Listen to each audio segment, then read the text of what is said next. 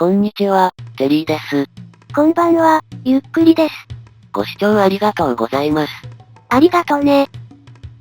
さて前回はなんてことなくキノコ島を発見し、冒険の時間実績を解除したところまでです。運良すぎなのよね。テリーの中の人変わったの？中の人なんていないです。ともかくこの企画も大詰めです。ついに未入手ブロックの所在が海底遺跡だけになりました。入手したら塔に積み、ビーコンピラミッド立てて全目標達成です。さて海底遺跡の準備中ですが、ふと全部エンチャントがついた弓が気になりました。ここで使わないともう出番がないのでせっかくなので持っていきます。あと防具です。いつの間にか耐久ゲージが尽きてます。危なかった。今まで気づかなかったの。ウィザー戦直前までは意識してたのですが、あの戦いでかなり削られていたようです。でも修繕コストたった2なんですね。今更ですがこのバージョンで激安になったようです。ちなみに昔の計算式だったら経験値21が必要だったはずです。エンチャントが手軽になった分だけバランス取ったのかしらね。ついでにブーツとチェストプレートも直し、海底神殿の攻略準備はバッチリです。どうせすぐ死んでロストすることになるんでしょ。もったいないわね。さて、地図との真剣勝負です。地図は時々ジャンプして地下に逃げ込むので慎重に。よし無事捕獲しました。今更貼る場所変えても仕方がないわね。では、出発です。結構緊張してます。出発して1分ほどで隣の地図に持ち替えたところですが、海底で砂集めした作業現場に気づきました。これ前回の動画にも映ってましたね。前回はキノコ島に集中してて動画編集中にも気づかなかったです。で、この際なので予行演習的に水中呼吸のエンチャントを試してみます。あら、水中呼吸ポーション使うんじゃないの？使うのはポーションが切れた時の予備的な場面くらいですが、使った感覚知っておくといざという時慌てずに済みます。さて、キノコ島に着きました。拠点を築く適切な場所を探します。というか、なんでキノコ島にサトウキビが、微妙に他のバイオームが混ざってるのね。良さげな場所を見つけました。海底神殿真正面、採掘速度低下の範囲外で、しかもすぐ脇に水汲める場所があります。ここをキノコ島拠点と命名します。相変わらず建物は作らないのね。どこかのピンポイントでクリーパーが湧いても知らないわよ。念のためベッドも配置します。さて、ポーションは暗視と水中呼吸6個ずつ、そして即時回復を3個用意しました。弓は無限もついてる全エンチャントの弓、剣はドロップ増加3で挑みます。なんで弓が無限なのに矢をそんなに持ってるの？なんでだろう。まあ、海底神殿は初見でドキドキしてて、細かいところに気を配れてません。でも息の情報はざっと眺めたので構造物の外見やモブの特徴は抑えています。なんとかなるでしょう。さて、それでは GO です。最初は様子見で危なかったらすぐ戻ります。なんか新鮮。そういえば暗視ポーションで海に潜ったの記憶の限り初めてでした。やっぱり海底は砂利で結構きっちり埋め尽くされているのね。前作や、昔の海上スタートプレイをしてなかったら、海底で砂利の下から砂探そうという発想はなかったです。そしたらこの高さ縛り企画も実行不可能だと思ってやり始めなかったかもしれません。やっぱり弓は全然届きません。全エンチャント付きの弓は使い物になりませんでした。せっかく無限なのにね。で、ダメージハート2つか。まあそのくらいだと思ってましたが、接近まで時間がかかるのがきついです。右往発撃破。3発です。ちょっと待ってなんか方々から狙われてる？色とりどりの光線で見栄えいいわね。まあまずはガーディアンになれるため少しここで戦ってみます。戦ってみて思ったのは、要するにこれフライトシミュレータの近接戦ですね。つまり空中戦ね。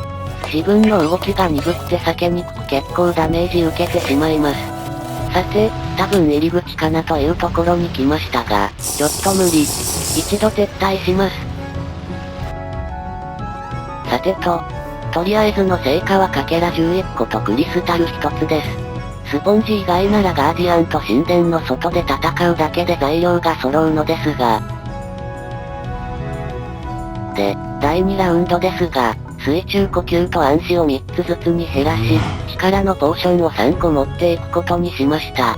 ひょっとして攻撃力を高めれば剣で2発で倒せないかという魂胆です。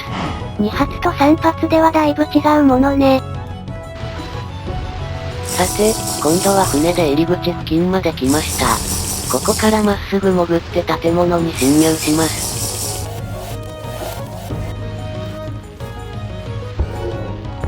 よし、思惑通りに発で仕留められました。侵入直後に2匹撃退して、入り口ここじゃなかったの？あ、上か。立体構造だと頭上に通路があるわけね。それから1分、まだ入り口付近だけうろちょろしてます。どの部屋がどう繋がってるか全然頭に入りません。で、上にいきなりエルダーガーディアンが姿を現しました。よくわからないうちに撃破。初のスポンジゲットです。今後ろから襲ったわね。当然です。で、エルダーガーディアンは全部で3匹いて、全部倒せば採掘し放題になるはずです。さて、逃げ道確保で入り口付近だけは頭に入れました。ぼちぼち神殿奥に侵入です。今ちらっと見えた先の部屋のダークプリズマリンの塊に、金ブロックが眠っているらしいです。もっともこのことはプレイ中は知らず、収録後に調べて知りました。とりあえずこの数相手は無理。いや、この近さなら弓が当たるかな？これでも届かないんですね。まだ無限の弓一発も当ててないわね。で、無理だと逆の道を進んでみたら、なんとあっさりエルダーガーディアン2匹目発見です。今度は正面から勝負。これもあっさり倒して濡れたスポンジ2つ目ゲットです。あ、これでブロックが全部集め終わったんじゃないかしら。いえ、プリズマリンとレンガ、ダークプリズマリンまでは作れますが、シーランタン分のクリスタルがまだ足りません。ポーションの残りが2分切りました。少し早いですが安全のためもう飲んでしまいます。で、ポーション3つ目に手をつけたので撤退です。結構探し回ったんですがまだエルダーガーディアンの3匹目に出会えません。立体構造ではくまなく探すの難しいです。そういえばスポンジの部屋は見つかったの？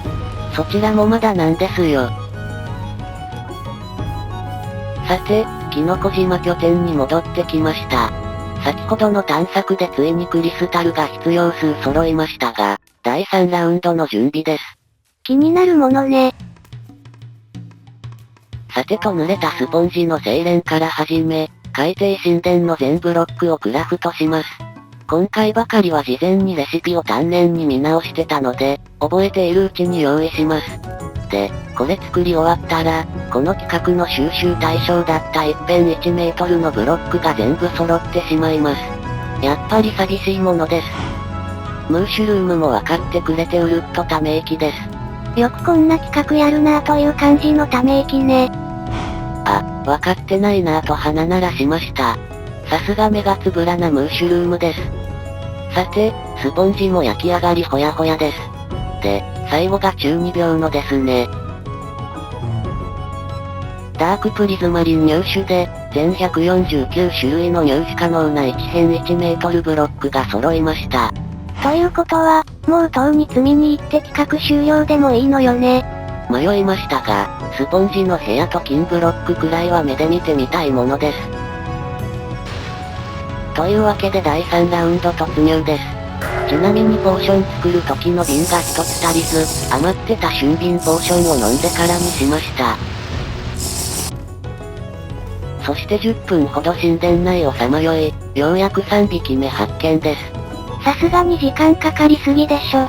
ガーディアンと戦うたびに覚えた建物構造が消えていくんです。湧きすぎなんですよ。